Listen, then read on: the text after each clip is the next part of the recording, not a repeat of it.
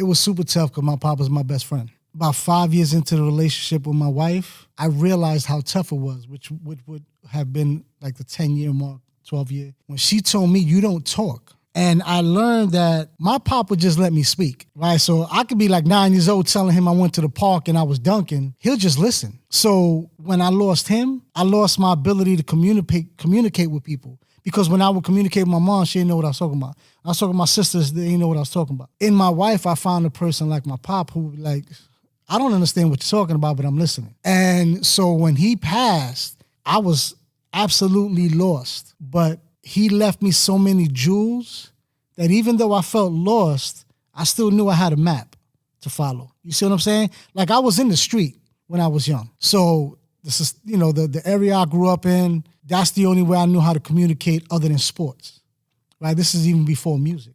I didn't know I was a musician. Everything my pop taught me didn't allow me to fall as deep as anybody else did in the streets. I always knew it's just money. Other people like, this is my life, this is my identity, this is who I am. I knew that wasn't my identity.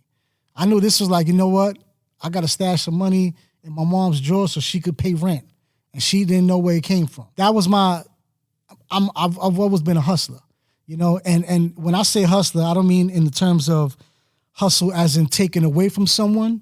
I mean hustle as in the ability to know that I can work to get whatever I want to get. So in those streets, I knew I was a hustler. That molded me to understand business.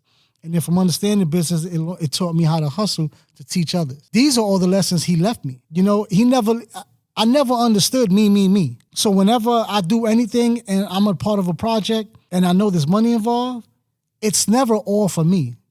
It's always, how can we eat? And these are things that he left me. So like, it was an empty feeling knowing that he's no longer here, but I think he prepared me for when I was to be a man when he left. And even though it was early, because I always had you guys looking up to me, you, Chaito, Brandon, all of y'all. And at 16, when he passed, I knew it was my responsibility.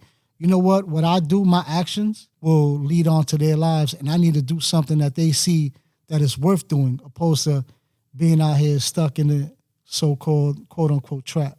I could say that I was ever selfish. It was when I was in the streets. I was selfish because if I was to get in trouble, I wanted it to just be me. I didn't want to be responsible for anybody else messing up their life.